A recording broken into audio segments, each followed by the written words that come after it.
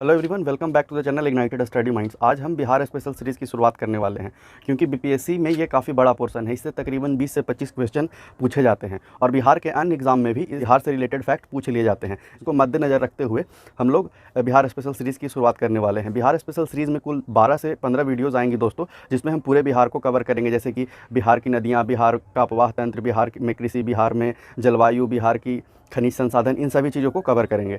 तो सबसे पहले आज का जो चैप्टर है वो है बिहार सामान्य परिचय। इसमें हम बिहार से रिलेटेड जो बेसिक फैक्ट्स हैं उसके बारे में जानेंगे, जैसे कि क्षेत्रफल, जनसंख्या, प्रशासनिक इकाइयाँ, भौगोलिक अवस्थिति इत्यादि इत्यादि। तो सबसे पहले अब हम देखते हैं कि बिहार का जो नामकरण है या बिहार का जो नाम है वो बिहार कैसे पड़ा। तो बात दोस्तों ये 11वीं-12वीं शताब्दी की है, जब बिहार के क्षेत्र में यानी कि इस क्षेत्र में बहुत ज़्यादा बौद्ध धर्म का उत्कर्ष देखने को मिलता है, क्योंकि जो बौद्ध धर्म के संस्थापक हैं भगवान बुद्ध, उनको बिहार के गया में ही ज्ञान की प्राप्ति हुई थी, जिस कारण से जाहिर सी बात है कि इस क्षेत्र में बौद्धों का उत्कर्ष होना जाहिर सी बात थी। और इस कारण से इस क्षेत्र में बहुत से बौद्ध भिक्षु और अनुयायी यहाँ आया करते थे, भ्रमण करते थे और यहीं ठहरा करते थे। जिस जगह पे वो लोग अपना आवास ग्रहण करते थे उसे विहार कहा जाता था। तो इस क्षेत्र को विहारों का प्रदेश कहा जाने लगा और समय बदलते बदलते इसका उच्चारण थोड़ा बदल गया और इसे बिहार के नाम से जाना जाने लगा। तो इस तरह से बिहार को बिहार प्रदेश का नाम मिला। तो चलिए अब हम देखते हैं कि बिहार की जनसंख्या और फैक्ट्स क्या क्या हैं। तो सबसे पहले अगर हम क्षेत्रफल से शुरुआत करें दोस्तों, तो बिहार का जो कुल क्षेत्रफल है वो 94,163 वर्ग किलोमीटर है, जो कि पूरे भारत का 2.86% है। और क्षेत्रफल की दृष्टि से बिहार भारत का 12वां बड़ा राज्य है। और इसकी आकृति की बात करें तो यह चतुष्कोणीय आकृति की है, जिस कारण से इसकी आकृति आयतकार यानी रेक्टेंगुलर है। उसके बाद अगर हम विस्तार की बात करें दोस्तों, यानी कि उत्तर से दक्षिण का विस्तार और पूर्व से पश्चिम का जो विस्तार है वो क्या है, तो उत्तर से दक्षिण का जो विस्तार है दोस्तों वो 345 किलोमीटर है। और इसी तरीके से पूर्व से पश्चिम का जो विस्तार है वो 483 किलोमीटर है। यानी कि अगर हम बिहार के उत्तरी छोर से दक्षिणी छोर तक जाएंगे तो 345 किलोमीटर, और सबसे पूर्वी छोर से पश्चिमी छोर तक आएंगे तो 483 किलोमीटर का यात्रा करना पड़ेगा। फिर उसी तरीके से अगर हम जनसंख्या की बात करें तो जनसंख्या यहाँ का है 10,40,99,452 और पूरे भारत की जनसंख्या का 8.6% यहीं निवास करता है। और जनसंख्या की दृष्टि से यह भारत का तीसरा सबसे बड़ा राज्य है। इससे जो बड़े राज्य हैं उनमें उत्तर प्रदेश और महाराष्ट्र आते हैं, उसके बाद तीसरा स्थान बिहार का है। और फिर उसके बाद समुद्र तल से ऊंचाई की बात करें तो वो है 173 फीट यानी कि 53 मीटर। लेकिन अगर मैं बता दूं कि बिहार का जो एक्चुअल जोग्राफिकल इंडिकेशन है वो कुछ इस तरीके से है, यानी कि जो नेपाल और झारखंड दोनों जो राज्य हैं, देश है, नेपाल और झारखंड दोनों ही साइड ऊंचे हैं, क्योंकि नेपाल भी पठारी और पहाड़ी इलाका है और यहाँ झारखंड भी पठारों पर बसा है, यानी कि ये भी पहाड़ी इलाका है। जिस कारण से बिहार का दोनों जो क्षेत्र है, इस साइड उत्तरी और दक्षिणी दोनों ओर से उठे हुए हैं और बीच में ये धंसा हुआ है, जिस कारण से सारी जो नदियां हैं वो बीच में गंगा नदी से आकर के मिलती हैं। क्योंकि बीच से जो है दोस्तों वो बिहार के बीचों बीच से गंगा नदी निकलती है और बिहार को उत्तरी बिहार और दक्षिणी बिहार में बांटती है। और नेपाल से भी बहुत सारी नदियाँ आती हैं जो कि गंगा में मिलते हुए, और झारखंड से भी कई सारी नदियाँ आती हैं जो कि गंगा में मिलते हुए पश्चिम बंगाल को होते हुए बंगाल की खाड़ी में गिरती हैं। तो इस तरीके से है। फिर उसके बाद अगर हम देखें दोस्तों कि बिहार की जो अक्षांशीय और देशांतरीय विस्तार है, यानी कि लॉन्गिट्यूडनल और लैटिट्यूड क्या है, तो उसको देखने से पहले हमें कुछ कंसेप्ट समझना होगा। तो अक्षांशीय और देशांतरीय विस्तार से पहले दोस्तों मैं आपको बता दूं कि जो इंडिया है वो इस ग्लोब के इस पार्ट पे आपको देखने को मिलता है। और ये बहुत सी लाइनें जो इस तरीके से गुजरती हैं उन्हें हम लैटिट्यूड कहते हैं, यानी कि अक्षांश रेखा कहते हैं।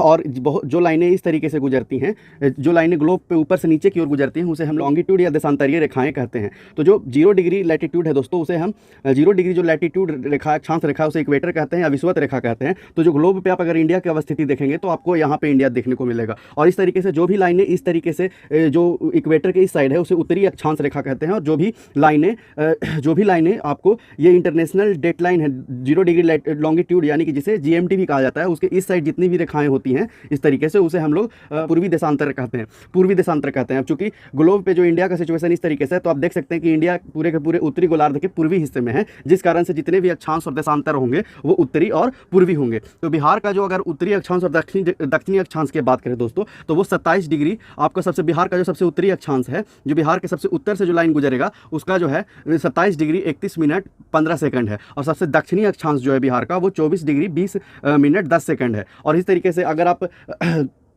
देशांतर रेखाओं की बात करें तो जो सबसे पश्चिमी देशांतर है दोस्तों वो 83 डिग्री 19 मिनट 50 सेकंड से लेकर के 88 डिग्री 17 मिनट 40 सेकंड पूर्वी देशांतर है। तो इस तरीके से ये बिहार का जो है वो अक्षांशीय और देशांतरीय विस्तार है। चलिए अब हम बिहार के जिलों के बारे में देखते हैं। और जैसा कि आप जानते हैं कि बिहार का जो 7 जिला है वो नेपाल के साथ सीमा साझा करता है, और बिहार का 3 जिला जो है वो पश्चिम बंगाल के साथ सीमा साझा करता है, और झारखंड के साथ बिहार के 8 जिले जो हैं वो सीमा साझा करते हैं, और यूपी के साथ भी 8 जिले हैं वो सीमा साझा करते हैं। अब कौन से जिले किस तरीके से है, चलिए उसे अब हम मैप की मदद से पढ़ते हैं। चलिए दोस्तों अब हम बिहार को मैप के थ्रू पढ़ने की कोशिश करते हैं। इसमें हम देखेंगे कि बिहार की चौहद्दी क्या है, यानी कि बिहार किन किन राज्यों से अपना सीमा साझा करता है। तो सबसे पहले अगर हम शुरू करें नॉर्थ की ओर से, तो नॉर्थ साइड में है हमारा नेपाल, जो कि एक देश है, और नेपाल के साथ बिहार के 7 जिले सीमा साझा करते हैं। ठीक उस तरीके से अगर हम पूर्व की साइड देखें तो पूर्व के साइड में है हमारा पश्चिम बंगाल, और पश्चिम बंगाल ये पूरा एरिया व्हाइट वाला जो आप देख रहे हैं ये है पश्चिम बंगाल। पश्चिम बंगाल के साथ जो है हमारा 3 जिला बिहार का सीमा साझा करता है। फिर उसी तरीके से हम अगर हम साउथ के साइड यानी कि दक्षिण की ओर आएँ तो दक्षिण के साइड में है हमारे पास जो है झारखंड, यानी कि दक्षिण के साइड में बिहार झारखंड से सीमा साझा करता है, और झारखंड के साइड बिहार के 8 जिले संलग्न हैं झारखंड के साथ। फिर उस तरीके से अगर हम पश्चिम की ओर आएँ यानी कि वेस्टर्न साइड पे आएँ तो वेस्टर्न साइड पे हमारा जो बिहार है उसका सीमा लगता है उत्तर प्रदेश के साथ, और उत्तर प्रदेश के साथ बिहार के 8 जिले यहाँ पे भी सीमा साझा करते हैं उत्तर प्रदेश के साथ। तो ये रहा कुछ बिहार का चौहद्दी। चलिए अब बारी बारी से हम कौन कौन से जिले जो हैं वो किनके साथ लगते हैं उनको देखने की कोशिश करते हैं। तो सबसे पहले अगर हम नेपाल के साइड आएँ तो नेपाल में जैसा कि हम जानते हैं कि नेपाल के साथ 7 जिला जो है हमारा वो सीमा साझा करता है। उसमें है पश्चिमी चंपारण से लेकर के ये जो पूरा एरिया आप देख रहे हैं किशनगंज तक, ये पूरा जो 7 जिला है वो नेपाल के साथ सीमा साझा करता है। अब चलिए हम बारी बारी से देखते हैं कि कौन कौन से जिले जो हैं वो नेपाल के साथ है। तो नेपाल के साथ सबसे पहला जिला जो है सबसे पश्चिमी साइड से अगर देखें तो सबसे पहला है पश्चिमी चंपारण, दूसरा है पूर्वी चंपारण, तीसरा है सीतामढ़ी। यहाँ पे एक छोटा सा ब्लू कलर में आपको एक जिला दिख रहा होगा जिसका नाम है शिवहर। शिवहर जो नेपाल के साथ सीमा साझा नहीं करता, कई बार कन्फ्यूजन क्रिएट करने के लिए आपको शिवहर ऑप्शन में देता है। चलिए अब हम नेक्स्ट देखते हैं। तो नेक्स्ट है चौथा में मधुबनी, पाँचवा में सुपौल, छठा में अररिया और 7वां में किशनगंज। ये जो 7 जिले हैं वो नेपाल के साथ सीमा साझा करते हैं। चलिए अब हम पूर्व के साइड जो पश्चिम बंगाल है उसे 3 जिले जो लगते हैं उनको देखते हैं। तो पश्चिम बंगाल के साथ हमारा जो 3 जिला है उनमें सबसे पहला है किशनगंज, दूसरा है पूर्णिया और तीसरा है कटिहार। तो इसमें एक और भी क्वेश्चन पूछता है दोस्तों कि ऐसा कौन सा जो जिला है वो दोनों नेपाल और पश्चिम बंगाल दोनों के साथ सीमा साझा करता है। तो जो कॉमन जिला आप देख सकते हैं ये जो किशनगंज है ये नेपाल के साथ भी सीमा साझा कर रहा है और पश्चिम बंगाल के साथ भी सीमा साझा करता है। तो इस तरीके से जो कॉमन जिले हैं उसको भी आप ध्यान देंगे। तो हमने देखा कि पश्चिम बंगाल के साथ हमारा 3 जिला है, सबसे पहला है किशनगंज, पूर्णिया और कटिहार। तो ये जो 3 जिले हैं वो पश्चिम बंगाल के साथ सीमा साझा करते हैं। चलिए अब हम साउथ साइड में झारखंड की ओर देखते हैं। तो झारखंड की ओर हमारे पास जो है झारखंड की ओर जो हमारे पास 8 जिले हैं। 8 जिले कौन कौन हैं उनको चलिए बारी बारी से देखते हैं। तो सबसे पहला जो है झारखंड के साइड में वो हमारे पास है ये कटिहार से लेकर के ये भागलपुर, बांका, जमुई, नवादा, गया, औरंगाबाद और रोहतास, ये जो 8 ज़िले हैं वो भागलपुर से संबंधित है। चलिए बारी बारी से अब हम उन 8 ज़िलों को देखते हैं। तो सबसे पहला है हमारे पास कटिहार, दूसरा है हमारे पास भागलपुर, तीसरा है बांका, चौथा है जमुई, पाँचवा है नवादा, छठा है गया, सातवां है औरंगाबाद और 8वां है रोहतास। यहाँ पे आपको बगल में कैमूर भी दिख रहा होगा, लेकिन ये कैमूर जो है झारखंड से सीमा साझा नहीं करता है। ऐसा इसलिए है कि जैसा कि आप रोहतास का अगर बाउंड्री देखेंगे तो वो कुछ इस तरीके से आकर के कैमूर को नीचे से घेर लेता है, जिस कारण से कैमूर का कोई भी हिस्सा झारखंड के साथ सीमा साझा नहीं करता है। तो इस तरीके से झारखंड के साथ बिहार के 8 ज़िले हैं, उनको फिर से हम देख लेते हैं। सबसे पहला है कटिहार, सबसे पहला है कटिहार, दूसरा है भागलपुर, तीसरा है बांका, फिर चौथा जमुई, पाँचवा नवादा, छठा गया, सातवां औरंगाबाद और 8वां रोहतास। तो इस तरीके से 8 ज़िले जो उत्तर प्रदेश है, उत्तर प्रदेश के साइड जो 8 ज़िले हैं उनको देखते हैं। तो उत्तर प्रदेश में सबसे अगर ऊपर से आएँ तो सबसे पहला है पश्चिमी चंपारण, दूसरा है गोपालगंज, तीसरा है सिवान, चौथा है सारण, पाँचवा है भोजपुर, छठा है बक्सर और सातवां है कैमूर और 8वां है रोहतास। यहाँ पे रोहतास भी सीमा साझा करता है दोस्तों, क्योंकि यहाँ आप देख सकते हैं कि इस रोहतास का जो ये वाला पार्ट है ये घूम करके कवर करते हुए ये उत्तर प्रदेश के साथ यहाँ पे सीमा साझा करता है। तो इस तरीके से ये जो 8 ज़िले हैं पश्चिमी चंपारण, गोपालगंज, सिवान, सारण, भोजपुर, बक्सर, कैमूर और रोहतास, ये जो ज़िले हैं इस तरीके से जो सीमा बनाते हुए नेपाल के साथ हैं, ये 8 ज़िले जो हैं वो उत्तर प्रदेश के साथ सीमा साझा करते हैं। अब इसमें एक और चीज़ है दोस्तों कि सबसे उत्तरी ज़िला कौन सा है, सबसे दक्षिणी ज़िला कौन सा। तो सबसे पहले अगर हम देखें तो जो बिहार का जो सबसे उत्तरी ज़िला है वो सबसे उत्तरी ज़िला है वो दोस्तों वो नॉर्दर्न मोस्ट डिस्ट्रिक्ट है, वो है पश्चिमी चंपारण। ये सबसे नॉर्थ साइड में ऊपर की ओर है। फिर उस तरीके से अगर हम सबसे सौदर्न की बात करें तो सबसे साउथ में जो है दोस्तों वो है सौदर्न मोस्ट डिस्ट्रिक्ट में आपका जो सबसे दक्षिण की ओर है, जो वो सबसे दक्षिण की ओर जो है वो गया आता है। फिर उसी तरीके से अगर हम देखें तो सबसे पूर्व के साइड जो जिला है, वो सबसे पूर्व के साइड अगर जिला की बात करें तो सबसे पूर्व के साइड जो जिला है वो ईस्टर्न मोस्ट डिस्ट्रिक्ट वो है किशनगंज। ठीक उसी तरीके से अगर हम सबसे पश्चिम की ओर बात करें तो सबसे पश्चिम की ओर जो वेस्टर्न मोस्ट डिस्ट्रिक्ट है वो है कैमूर। तो इस तरीके से भी क्वेश्चन पूछता है कि सबसे उत्तरी जिला कौन सा है, सबसे पूर्वी जिला कौन सा है, सबसे पश्चिमी जिला कौन सा है। तो सबसे पूर्वी जिला जो सबसे पहले अगर हम देखें तो सबसे उत्तरी जिला जो है वो पश्चिमी चंपारण है, सबसे पूर्वी जिला जो है वो किशनगंज है, सबसे पश्चिमी जिला जो है वो कैमूर है और सबसे दक्षिणी जिला जो है वो है गया। यहाँ पे आप देख सकते हैं आपको जमुई भी लग सकता है, लेकिन अगर हम सीधी एक रेखा खींचे दोस्तों तो जमुई से थोड़ा सा ज़्यादा निकल के आ जाता है गया आगे, इस कारण से सॉदर्न मोस्ट यानी कि सबसे दक्षिणी जिला जो बिहार का है वो गया आता है। तो ये रहा कुछ बिहार से संबंधित उसकी चौहद्दी के बारे में और किन किन जिलों से बिहार संलग्न करती है अपने जिलों को उसके बारे में। चलिए अब हम बिहार से रिलेटेड कुछ हिस्टोरिकल डेट्स को देखते हैं।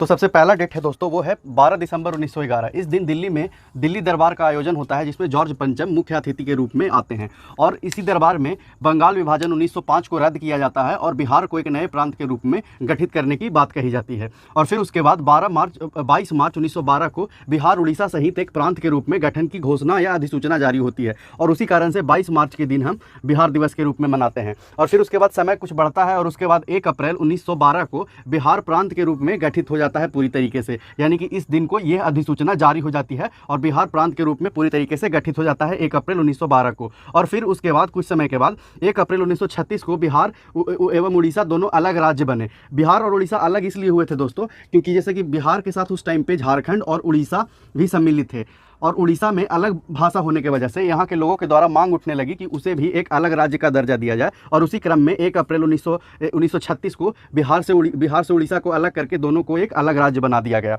और फिर उसके बाद 1956 में राज्य पुनर्गठन आयोग के द्वारा झारखंड के साथ बिहार को 1956 में एक राज्य के रूप में मान्यता देकर उसकी स्थापना की गई। और फिर उसके बाद एक अंतिम विभाजन का दौर आता है और 15 नवंबर 2000 को झारखंड बिहार से अलग हो जाता है 46% भूमि के साथ। अगर हम बात करें बिहार राज्य गठन में सबसे इंपॉर्टेंट भूमिका निभाने वाले जो व्यक्ति हैं वो हैं सच्चिदानंद सिन्हा। ये इन्होंने ही बिहार को एक अलग प्रांत बनाने के रूप में काफ़ी संघर्ष किया और इनके साथी महेश नारायण ने भी बिहार को अलग प्रांत बनाने के लिए काफ़ी संघर्ष किया और उन्हीं के संघर्षों का प्रयत्न है कि आज बिहार एक अलग प्रांत और अलग राज्य के रूप में स्थापित हुआ। बात करें सच्चिदानंद सिन्हा की तो सच्चिदानंद सिन्हा उस टाइम पे जो भारतीय संविधान सभा है उसके अस्थायी अध्यक्ष भी रह चुके हैं। इसी तरीके से ये कुछ इंपॉर्टेंट डेट्स थे बिहार से रिलेटेड। उसके बाद अगर दोस्तों बिहार में अगर हम जिलों की संख्या की बात करें तो बिहार में कुल 38 जिले हैं और जो सबसे नया जिला है दोस्तों वो है अरवल, जो कि जहानाबाद से टूटकर बना है और जहानाबाद गया से टूटकर बना है। फिर उसके बाद अगर देखें दोस्तों तो जो बिहार में अनुमंडलों की संख्या है वो है 101 और इस तरीके से प्रखंडों की संख्या देखें तो वो है 534 और प्रमंडल जो है कुल 9 है। इन्हीं प्रमंडलों के अंतर्गत बहुत सारे जो जिले हैं वो आते हैं। चलिए अब हम बिहार में प्रमंडलों को देखते हैं और प्रमंडल में कितने जिले आते हैं उन सभी को देखते हैं। चलिए दोस्तों अब हम बिहार के प्रमंडलों को बारे में पढ़ने की कोशिश करते हैं मैप के थ्रू। तो बिहार में जैसा कि आप जानते हैं कि कुल 9 प्रमंडल हैं और उन 9 प्रमंडलों को गंगा नदी उत्तर और दक्षिण में बांट देती है, यानी कि बिहार के उत्तरी भाग में यानी कि उत्तरी बिहार में कुल 5 प्रमंडल हैं और दक्षिणी बिहार में कुल 4 प्रमंडल हैं। 5 और 4 कुल 9 प्रमंडल हो गए। तो सबसे पहले अगर हम बात करें दोस्तों उत्तरी बिहार के 5 प्रमंडलों की तो सबसे पहले जो है वो है हमारे पास सारण। ये सारण प्रमंडल सबसे पहला है उत्तरी बिहार में। दूसरा है हमारे पास जाकर के तिरहुत, तीसरा है हमारे पास दरभंगा, चौथा है हमारे पास कोसी और पांचवा है हमारे पास पूर्णिया। तो इस तरीके से उत्तरी बिहार में कुल 5 प्रमंडल हुए। और उस तरीके से अगर हम दक्षिणी बिहार की बात करें तो दक्षिणी बिहार में हमारे पास 4 प्रमंडल हैं। सबसे पहला है पटना, दूसरा है मगध, तीसरा है हमारे पास जाकर के मुंगेर और चौथा है भागलपुर। तो ये जो कुल 4 प्रमंडल हैं वो दक्षिणी बिहार में हैं। चलिए अब बारी बारी से हम देख लेते हैं कि किन प्रमंडलों में कितने ज़िले हैं। उसको देखने के लिए यहाँ पे आप देख सकते हैं दोस्तों कि मैंने प्रमंडलों को ज़िले वाइज यहाँ पे दिया है। तो सबसे पहले आप देख सकते हैं यहाँ पर जो पूर्णिया तक का जो प्रमंडल है ये सारे उत्तरी बिहार में आते हैं और यहाँ पे जो 4 प्रमंडल आप देख रहे हैं ये दक्षिणी बिहार के प्रमंडल हैं 4। यहाँ पे 5 उत्तरी बिहार के हैं और यहाँ पे 4 दक्षिणी बिहार के प्रमंडल हुए। उसके बाद अगर हम बात करें सबसे पहले कि किन प्रमंडलों में कितने ज़िले हैं तो किन प्रमंडलों में ज़िलों की संख्या देखें दोस्तों तो सबसे पहला है सारण। सारण में हमारे पास 3 ज़िले हैं, तिरहुत में 6 ज़िले हैं, दरभंगा में 3 ज़िले हैं, कोसी में भी 3 ज़िले हैं, पूर्णिया में 4 ज़िले हैं, मगध में 5 ज़िले हैं, पटना में 6 ज़िले हैं, मुंगेर में भी 6 ज़िले हैं और भागलपुर में 2 ज़िले हैं। यहाँ पे एक और इंटरेस्टिंग बात यह है दोस्तों कि कई सारे ऐसे प्रमंडल हैं जिनके नाम से वहाँ पे कोई ज़िले नहीं है। जैसे कि आप देख सकते हैं यहाँ पे तिरहुत जो प्रमंडल है, तिरहुत नाम से यहाँ पे कोई भी ज़िला आपको नहीं मिलेगा। उस तरीके से आप देख सकते हैं कि जो कोसी है, कोसी जो प्रमंडल है वहाँ पे भी कोसी नाम से आपको कोई ज़िला नहीं मिलेगा। ठीक उसी तरीके से अगर आप बात करें मगध की तो मगध में भी आपको जो है कोई ज़िला नहीं मिलेगा। यानी कि ये जो कुछ ऐसे प्रमंडल हैं जो अपने किसी भी ज़िले के नाम से मैच नहीं करते हैं। चलिए अब हम बारी बारी से देखते हैं कि कौन से जो प्रमंडल है वो किन जिलों में आते हैं। तो चलिए अब हम मैप के थ्रू इसको पढ़ने की कोशिश करते हैं। तो सबसे पहले अगर देखें दोस्तों, तो सबसे पहला हम उत्तरी बिहार के पहले यानी कि सारण प्रमंडल की बात करें तो सारण प्रमंडल में 3 जिले आते हैं, जिसका सबसे पहला है, जिसमें है सबसे पहला जिला सारण, सिवान और गोपालगंज। फिर उस तरीके से दूसरे जिले में आते हैं जो कि है तिरहुत। तिरहुत में हम आपको 6 जिले देखने को मिलता है। सबसे पहला है पश्चिमी चंपारण, पूर्वी चंपारण, सीतामढ़ी, या शिवहर, मुजफ्फरपुर और वैशाली। ये को जो 6 जिले हैं वो तिरहुत प्रमंडल में आते हैं। फिर चलिए बात करते हैं हम दरभंगा की, यानी कि दरभंगा प्रमंडल की। तो दरभंगा प्रमंडल में हमारे पास 3 जिले हैं, मधुबनी, दरभंगा और समस्तीपुर। फिर आते हैं कोसी प्रमंडल में। तो कोसी प्रमंडल में भी दोस्तों हमारे पास 3 जिले हैं, सुपौल, मधेपुरा और सहरसा। फिर उसके बाद अगर हम देखें तो हमारे पास जो पूर्णिया प्रमंडल है उसमें कुल 4 जिले हैं। उन 4 जिलों में है किशनगंज, अररिया, पूर्णिया और कटिहार। तो ये कुल उत्तरी बिहार के 5 प्रमंडल हुए और उन प्रमंडलों के अंतर्गत आने वाले जिले। चलिए अब हम दक्षिणी प्रमंडलों की बात करें तो दक्षिणी प्रमंडल में सबसे पहला है हमारे पास पटना। पटना में जो है दोस्तों वो कुल 1, 2, 3, 4 और 6 जिले हैं। तो 6 जिले में कौन कौन है? तो सबसे पहला है कैमूर, रोहतास, बक्सर, भोजपुर, पटना और नालंदा। ये जो 6 जिले हैं वो पटना प्रमंडल के अंतर्गत आते हैं। फिर उसके बाद ये जो पिंक कलर से आप देख रहे हैं ये है मगध प्रमंडल। मगध प्रमंडल में कितने जिले हैं दोस्तों? तो मगध प्रमंडल में कुल 5 जिले हैं। सबसे पहला कौन है? औरंगाबाद, अरवल, जहानाबाद, नवादा और गया। तो ये जो है ये कुल 5 प्रमंडल जो हैं, 5 जिले जो हैं वो मगध प्रमंडल के अंतर्गत आते हैं। फिर उस तरीके से चलिए दोस्तों हम देखते हैं कि हमारा जो मुंगेर प्रमंडल है उसमें कितने जिले हैं। तो मुंगेर प्रमंडल में कुल है 1, 2, 3, 4, 5 और 6 जिले इसमें भी हैं। कौन कौन है? तो खगड़िया, बेगूसराय, मुंगेर, लखीसराय, शेखपुरा और जमुई। ये जो 6 जिले हैं वो मुंगेर प्रमंडल में के अंतर्गत आते हैं। फिर उसके बाद सबसे अंतिम बच गया है हमारे पास दोस्तों वो है भागलपुर प्रमंडल, जिसमें मात्र 2 ही जिले हैं, एक तो खुद भागलपुर और दूसरा बांका। तो ये जो रहा ये कुछ हमारे प्रमंडलों से संबंधित था कि बिहार में कितने प्रमंडल है और कितने प्रमंडल में कौन कौन से जिले हैं। यहाँ पे उन प्रमंडलों को आपको ध्यान देना है कि जिन प्रमंडल के नाम थोड़े से यूनिक हैं, यानी कि उस नाम से रिलेटेड और जिले उस प्रमंडल में नहीं मिलते हैं, जैसे कि तिरहुत, मगध, कोसी। ये कुछ ऐसे प्रमंडल हैं जिनके नाम वहाँ के जिले से मैच नहीं करते हैं। तो ये कुछ प्रमंडलों के बारे में था। चलिए दोस्तों, अब ये बिहार से संबंधित कुछ राजकीय प्रतीक है जो बहुत इंपॉर्टेंट है, आप इसको नोट डाउन कर लीजिएगा। अगर आपको ये वीडियो अच्छा लगा है तो प्लीज़ लाइक एंड सब्सक्राइब।